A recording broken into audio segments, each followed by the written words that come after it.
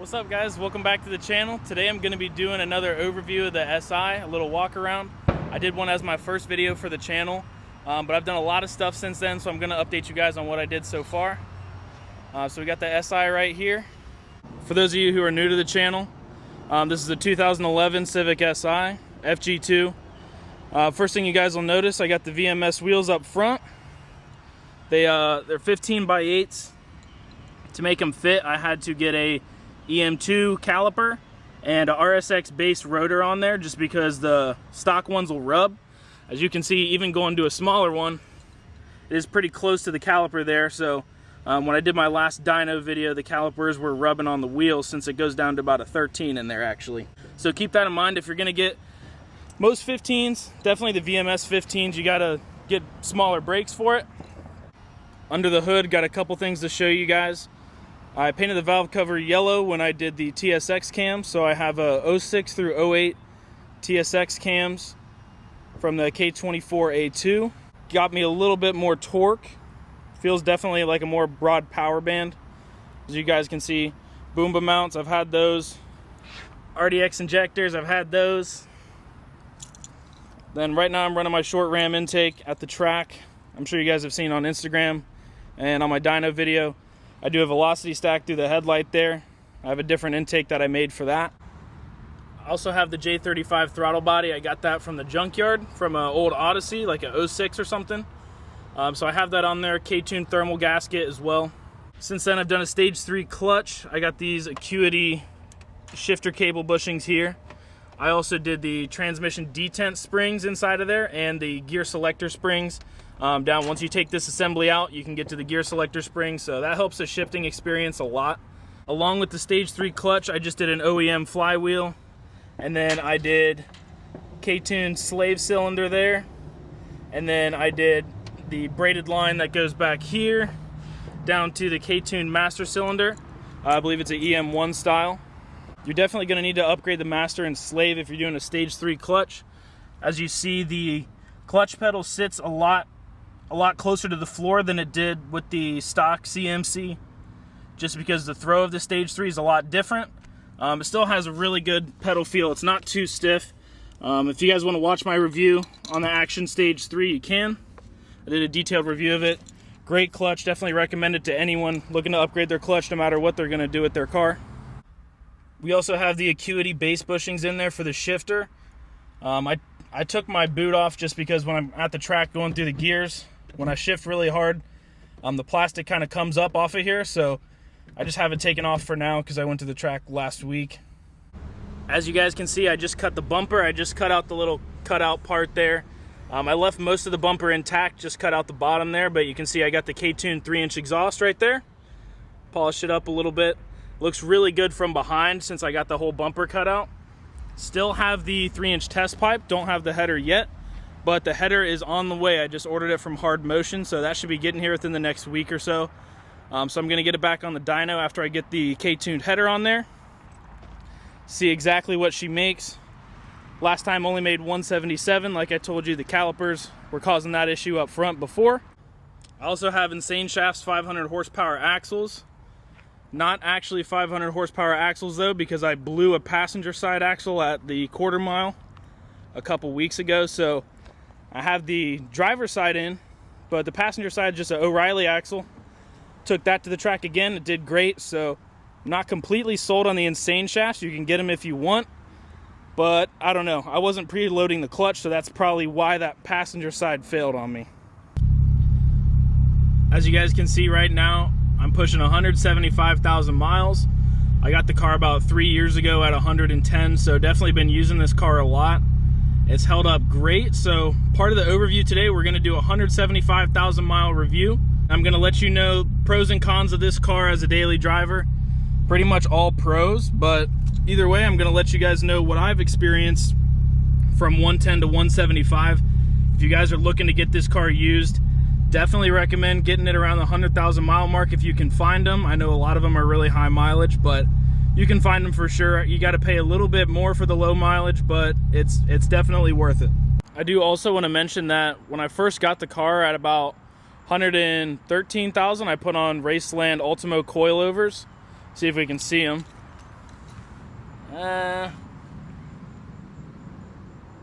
Hold on, let me get it to focus in there. No.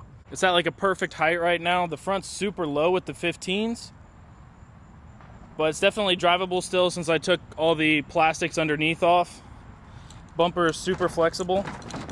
So it pretty much goes over anything. I do have the quick release kit. Also did a video on that install if you're curious. Definitely worth it, especially if you have a lowered car. It helps you get over a lot of stuff. Once you make that bumper more flexible, it's a lot easier to drive. So I haven't really had any problems other than when I had the car fully maxed out. 4-inch drop all around. Right now we're probably at like, I don't know, 2.5 in the back, maybe 2 3/4, and about 2.5 in the front plus the 15s. That brings it down a little bit since I got a 225/45 on there. The only real problems I've had with this car is just burning through tires on the rear, just because I like it to be low, so kind of have to have a little bit of camber, so it does tear up the inside edge of the tire. Nothing crazy. I mean, I'm getting tires like, I don't know, once every 6 or 7 months or so for the back. And then, you know, I rotate them occasionally front to back depending on what tire setup I'm running.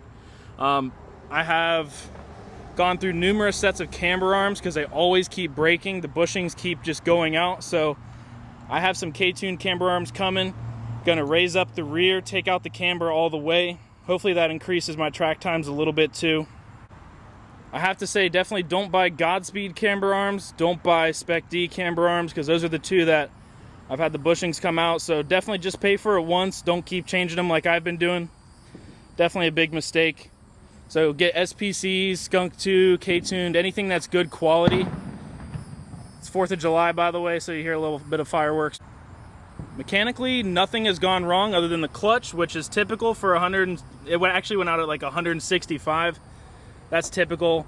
I didn't have to replace the master and slave, but I went ahead and did it anyways, just as part of the clutch job. Same with the flywheel. That was completely fine too. Only thing I've changed is the starter. Can't really, it's in there, you can't really see it, but I had to replace the starter at about 120,000, which once again is typical.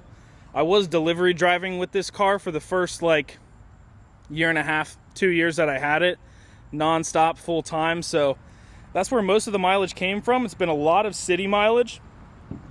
Now it's mostly highway mileage, just going to work and back, and then going to the track on the weekends. It still holds up really good. If you don't preload the clutch, you're gonna blow axles. I've blown 2 axles at the track now, replaced another one because the boot was cracked, put the Insaneshafts in. So I've replaced the axles, you know, 6 or 7 times I've done that job total, just between switching them out. So you're gonna go through axles if you know, pop the clutch too hard on launch, which, I mean, that's kind of typical with any car really on a sticky track. So just be careful with that. So axles are definitely a weak point. Starter, camber arms. There's really nothing I can complain about. This car's literally a perfect daily driver. Super comfortable seats. As you guys can see here, it's got really nice side bolstering. It's a little worn out on the SI there just because the car wasn't tinted when I first got it. Right now I have it tinted 5% in the back, so you can't really see in the back at all. The windows are 20%, front windshield's 50%, so that definitely helps. You might have some people have some dash cracking issues if they don't tint the front windshield to keep some of the sun out, especially being in Florida. So I definitely recommend that just to preserve everything, preserve the seats and all. Back seats never get used. I take them in and out all the time going to the track, so I have those set up as pretty much quick release. I just have to pull the little tab in the trunk. The seats completely pop out. Bottom piece pops right out. Super easy. So it's really easy to gut too. Passenger seat comes out with like 4 bolts. There's just 4 bolts that hold it in, so you can pop that out, fully gut the car in about, I don't know, I have it to where I can gut the car in about 10 minutes right now, which is pretty nice. Just because I do daily this car, I like to have seats in it. Whenever I go to the track on the weekends or sometimes Thursday night test and tune, I'll go ahead and gut the car because that definitely helps by pretty much a half a second, because you lose 120 pounds just taking out the seats and taking out the trunk liner back here. Tons of trunk space, by the way, too. I mean, it is a Civic. There's a reason these cars sell so much. There's a ton of storage space. Just to show you guys the trunk space here, I have my 2 new tires I'm gonna put on the back. Like I said, camber wear is killing me now. Got some Falcon ZXs. Gonna try these out. They're like 75 bucks a piece on Amazon, and they came the next day. So I'm gonna try those out for the rear. I only really care about the front tires, but there's plenty of trunk space. With the back seats taken out, I've fit probably 6 tires in here just because I have to transit tires sometimes for work. With the back seats out, you can literally fit 6 tires or so. Tons of room, whatever you want to put. I got a lawn chair in there too, just for when I go to the track. One thing about old or high mileage SIs though, I know when I got this one, the paint was terrible. I got some body panels repainted when I first got it. The hood was super faded. It's already fading a little bit now.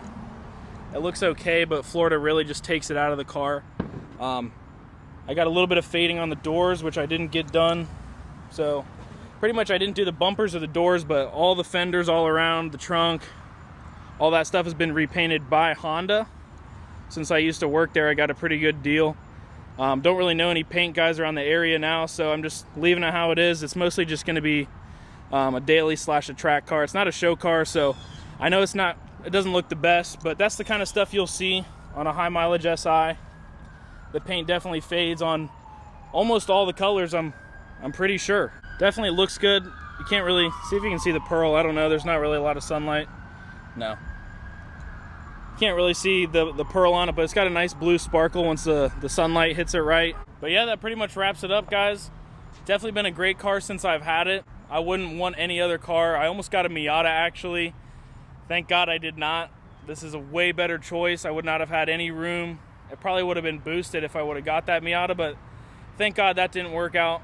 I got this car just off a whim, really, so I got pretty lucky. I got a great car. It's been maintained well.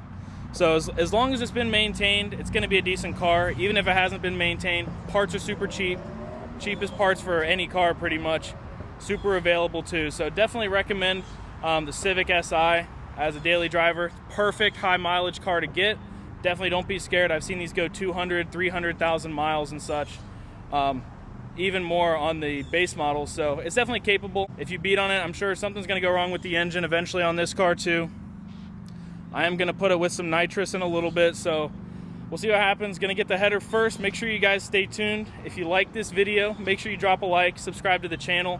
That way you guys can stay updated. K-tuned header install is coming soon.